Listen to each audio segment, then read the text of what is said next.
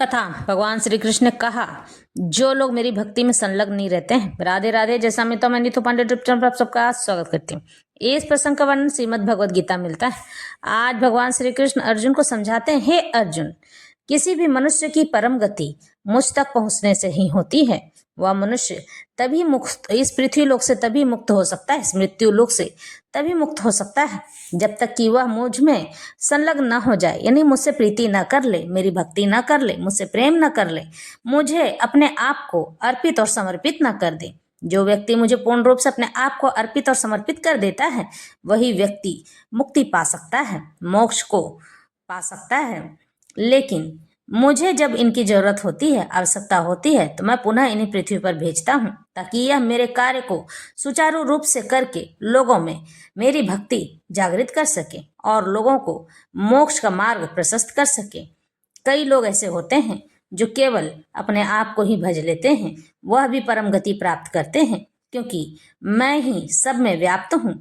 और भगवान श्री कृष्ण अर्जुन को आगे समझाते हैं कि मनुष्य का प्रथम और अंतिम लक्ष्य केवल मुझ तक पहुंचना ही होना चाहिए और किसी भी तरह के भोग और विलास में व्याप्त नहीं रहना चाहिए। जो लोग अपने जीवन में केवल भोजन को या फिर सुख को, भोग को, विलास को या धन को, संपदा को ही महत्व देते हैं, ऐसे लोग दूसरे लोक में भी जाकर, यानी कि दूसरे लोक का अर्थ है पिशाच लोक में जाकर अपने आप के लिए हमेशा सदा सर्वदा ही भटकते रहते हैं और उन्हें न अन्न, जल, पानी कुछ नहीं मिलता है और ईश्वर का सानिध्य भी प्राप्त नहीं होता है। लाखों वर्षों तक यह लोग उसी में भटकते रह जाते हैं और ईश्वर के पास जाना चाहते हुए भी नहीं जा सकते हैं, क्योंकि मुझ तक पहुंचना उनके लिए फिर असंभव हो जाता है और मैं कभी उन्हें अपनाता भी नहीं हूँ, क्योंकि जब आपको मनुष्य जीवन मिला तब आपने उसका सदुपयोग नहीं किया और जब आपसे वह चीज नष्ट हो गई तब आप मुझे पुकारने के लिए उद्धत हुए हैं। तो मैं कभी पलट के देखने नहीं जाता हूँ। इसलिए मैं बार बार समझा रहा हूँ कि मेरी ही भक्ति करना मनुष्य के लिए परम गति को प्राप्त हो सकता है। नेहा विक्रम नासो अस्ति प्रत्यवायो न विधते स्वल्प मप्यस्य धर्मस्य त्रायते महतो भयात। इस प्रयास में न तो हानि होती है न ही हास, अपितु इस पथ पर की गई अल्प प्रगति भी महान भय से रक्षा कर सकती है। कर्म का सर्वोच्च दिव्य गुण होता है। कृष्ण भक्ति में कर्म या इंद्रिय तृप्ति की आशा न करके कृष्ण के हित में कर्म करना चाहिए। इंद्रिय तृप्ति का अर्थ है कि कानों से गंदी बातें न सुनना, आंखों से गंदी चीजें न देखना, मुंह से गंदे भोजन न करना या भोजन के प्रति दिन रात दौड़ते ना रहना कि मुझे भूख लगी है। सीमित भोजन करना चाहिए, क्योंकि जो लोग सीमित भोजन करते हैं बीमारी उनसे दूर रहती है और जो लोग असीमित यानी कि सीमा से बाहर होकर भोजन करते हैं, दिन रात खाते रहते हैं, वही लोग बीमारी में पड़े रहते हैं। भोजन भी बीमारी का एक सबसे बड़ा कारण माना जाता है। ऐसे कर्म का लघु यानी छोटा आरंभ होने पर भी कोई बाधा नहीं आती है, न कभी इस आरंभ का विनाश होता है। भौतिक स्तर पर प्रारंभ किए जाने वाले किसी भी कार्य को पूरा करना होता है, अन्यथा सारा प्रयास निष्फल हो जाता है। लेकिन कृष्ण भक्ति में प्रारंभ किया जाने वाला कोई भी कार्य अधूरा रहकर भी स्थायी प्रभाव डालता है। इसलिए ऐसे कर्म करने वाले को कोई हानि नहीं होती है, चाहे यह कर्म अधूरा ही क्यों न रह जाए। यदि कृष्ण भक्ति का 1% भी कार्य पूरा हुआ हो तो उसका स्थायी फल होता है।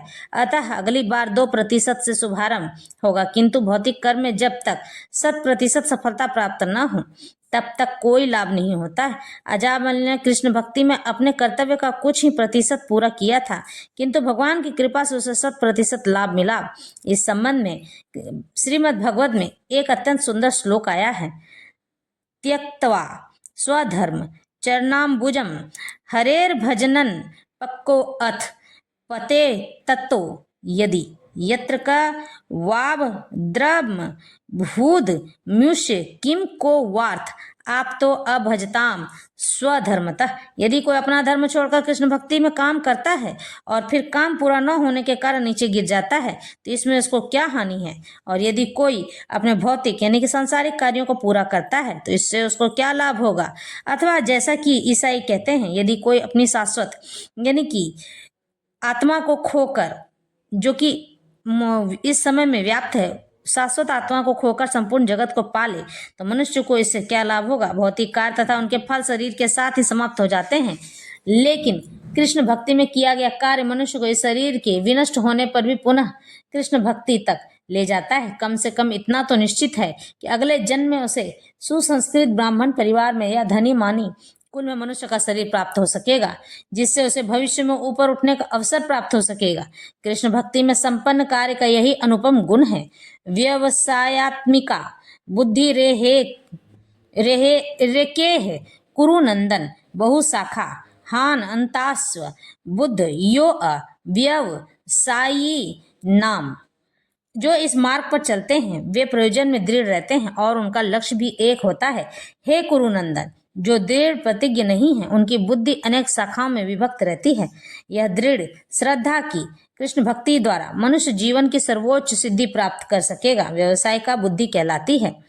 श्रद्धा शब्दे विश्वास कहे सुदृढ़ निश्चय कृष्ण भक्ति कैले सर्व कर्म कृत है। श्रद्धा का अर्थ है किसी अलौकिक वस्तु में अटूट विश्वास। जब कोई कृष्ण भक्ति के कार्यों में लगा होता है तो उसे परिवार, मानवता या राष्ट्रीयता के बंध कर कार्य करने की आवश्यकता नहीं होती है। पूर्व में किए गए शुभ अशुभ कर्मों के फल ही उसे सकाम कर्मों में लगाते हैं। जब कोई कृष्ण भक्ति में संलग्न हो तो उसे अपने कार्यों के शुभ फल के लिए प्रयत्नशील नहीं रहना चाहिए। जब कोई कृष्ण भक्ति में लीन होता है तो उसके सारे कार्य आध्यात्मिक धरातल पर होते चले जाते हैं, क्योंकि उनसे अच्छे या बुरे का द्वैत नहीं रह जाता है। वह कार्य अच्छा होगा कि बुरा होगा वह भगवान पर छोड़ देता है। कृष्ण भक्ति की सर्वोच्च सिद्धि देहात्म बुद्धि का त्याग है। यानी कि जो लोग कृष्ण भक्ति करते हैं वह अपना संसारिक ज्ञान को त्याग देता है और धार्मिक ज्ञान को पकड़ लेता है। कृष्ण भक्ति की प्रगति के साथ क्रमशः यह अवस्था स्वतः प्राप्त हो जाती है। भगवान स्वयं यह ज्ञान प्राप्त करवाते हैं। कृष्ण भक्ति व्यक्ति का दृढ़ निश्चय ज्ञान पर आधारित कहा जाता है। वासुदेव सर्वम इति स महात्मा सुदुर्लभ।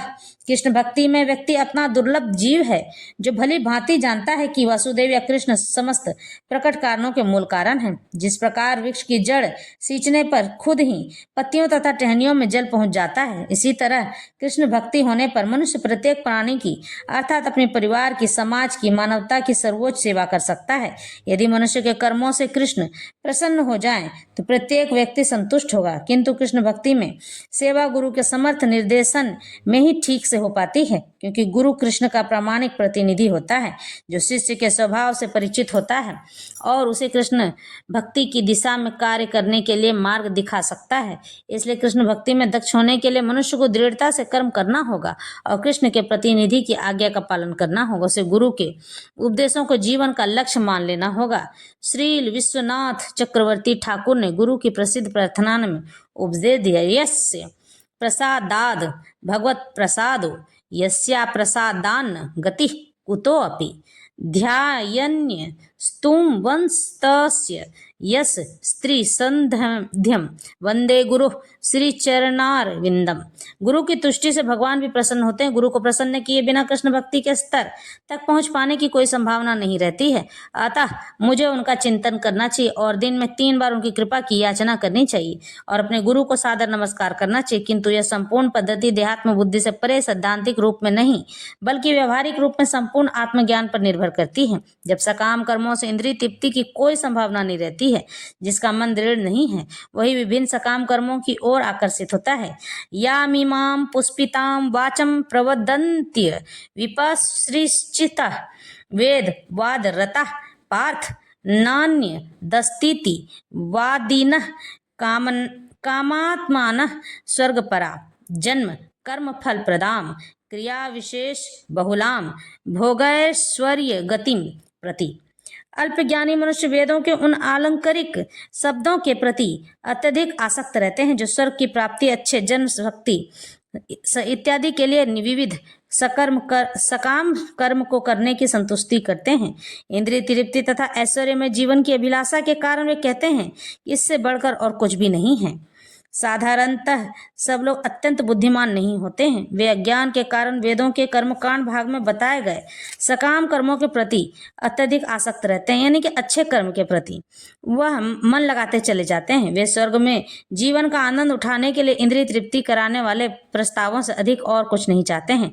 जहाँ मदिरा तथा तरुणियां उपलब्ध हैं और भौतिक ऐश्वर्य सर्वसामान्य है, वेदों में स्वर्गलोक पहुंचने के लिए उनके यज्ञों की संस्तुति है, जिनमें ज्योतिष्टोम यज्ञ प्रमुख है। वास्तव में वेदों में कहा गया है कि जो स्वर्ग जाना चाहता है उसे ये यज्ञ संपन्न करने चाहिए। और अल्पज्ञानी पुरुष सोचते हैं कि वैदिक ज्ञान का सारा अभिप्राय इतना ही है।